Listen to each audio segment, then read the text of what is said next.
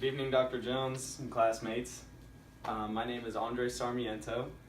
I have a very interesting topic for you all tonight that I'm going to discuss. Video games, or more specifically, the effects that video games have on young adults today.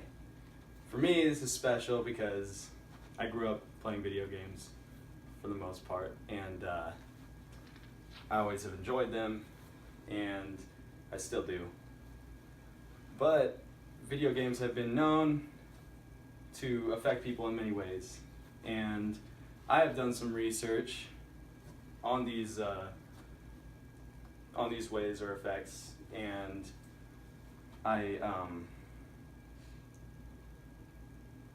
what I learned is that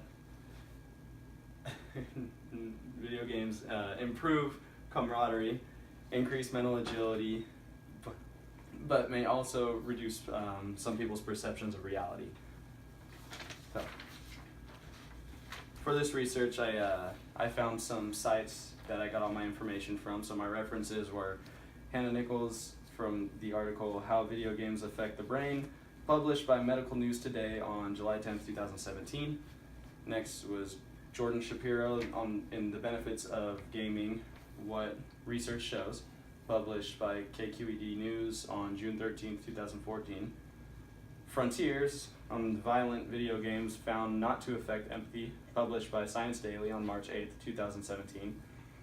Andrew Przybinski and Gamers Less Worried About Violence in Video Games, which was published by YouGov on September 23rd, 2013. Alina Dzik and the Gaming and How Gaming at Work Make You More Productive, published by BBC on July 8th in 2016. So, to begin, video games have been known to improve camaraderie among friends, peers, workers, and even strangers, because, you know, when you play online stuff, you can talk to people you don't know. When playing video games together, people are forced to work together. So again, same thing, an online situation, when you have to play a game, you're working with people, you have to figure out how to win, you know. So, let me see, here we go. So here we see, pretty simple. We see a bunch of people playing video games together. You know, they're having a good time, all right? When people are playing video games together, like I said, they are forced to communicate, they're forced to work together, and it builds camaraderie, and it builds that teamwork aspect. Alina Dzik at BBC stated that technology firms like Facebook and Google actually have long offered game consoles in the workplace to let people blow off steam and play video games together, and they motivate workers to build camaraderie with each other. Much like kids playing together on a playground, video games help people build up relationships with each other. It's just a way to stay together, hang out, have fun. Next. Video games actually help increase mental agility in many people.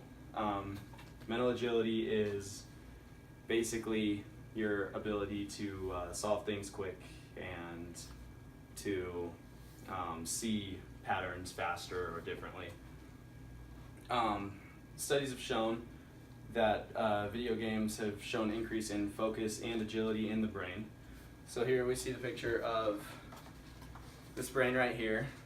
The highlighted part here is the hippocampus, which is the center of the brain that controls planning or relates to attention and controls the planning and visual memory. So people that we've found studies, according to the sources, there's been studies found that show growth in that part of the brain, in the hippocampus, which shows the growth in your attention to detail and, you know, your planning and visual memory. On the other hand, other than the good stuff, people have been accused to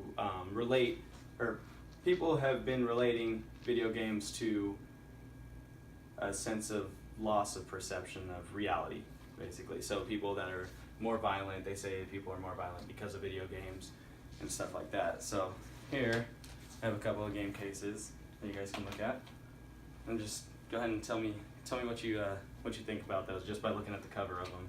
What do you think? It looks like it deals with guns and violence and mystery, I guess. Okay. What do you think about that one?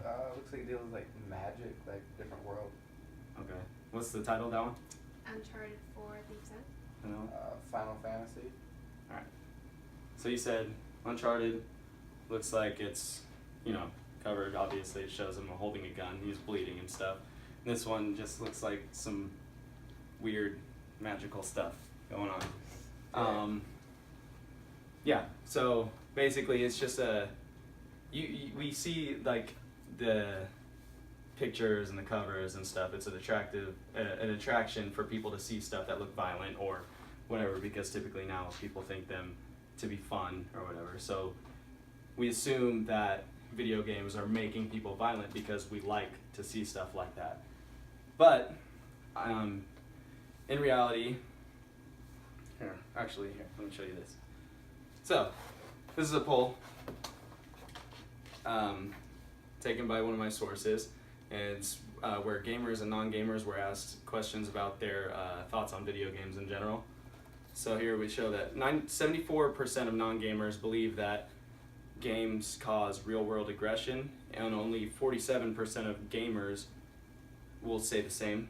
So 74% of people that don't play video games think more so than people that do play video games that it relates to aggression.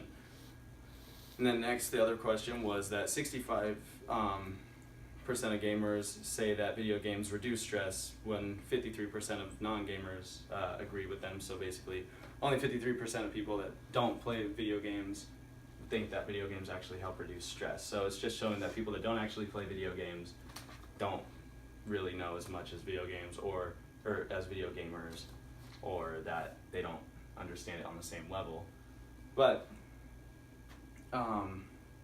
other sources actually show that this accusation is not true at all. On a neurological level, the reactions in gamers and non-gamers are the same when it comes to aggression or violence in general. So to say that video games make people violent isn't necessarily correct. So now I'm going to go ahead and open up the floor for some questions. If any of you have anything you'd like to ask me about video games or this topic in general, violence or anything like that. Go ahead. Yeah. How young were you when you started playing video games? When I started playing video games, I was about as old as I could when I could hold the controller, So I was probably about 4 when I started really, really playing, and I've always played since. What kind of games do you typically play? I typically do play games like the ones you just saw, so Uncharted, Final Fantasy, but then I'll also play, the games like with sports or with shooting, like the multiplayer stuff. I like to play everything, to be totally honest. So, for me, it's just a good time. I just like to play them. Like, as a gamer, I don't think, like, what we were just talking about, like, I don't think it makes people violent. I just enjoy it. It's a good way for me to relax. But anyone else? What do you think? Yeah, what you got? Sorry. Have you ever felt like, I guess, aggression after playing a game? Yeah? Yeah? Oh, yeah. I mean, anything that is frustrating will make you feel aggression, So, just like when you're playing a real sport, I guess, I played football in high school and stuff, but like when you're playing sports, you can get frustrated when things aren't going right. And even though it seems stupid, I guess, to say that for a video game, just because it's like, it's a game. Okay, it's just a game. It's still, you get worked up, and it's like watching a scary movie when you see a jump scare and it gets you jumped. Like same thing with video games. You get worked up just by playing. You're actually very involved because. Especially nowadays, you seem like a lot more invested in the games because of how realistic they are and everything like that. So, but yeah, to answer your question, I do sometimes feel aggression when I'm not doing so well in a game or something. But Anything else? Anyone else? Nothing? Alright. So to conclude, video games have been studied by many, and each study shows different effects on the mind or anything like that. Excuse me.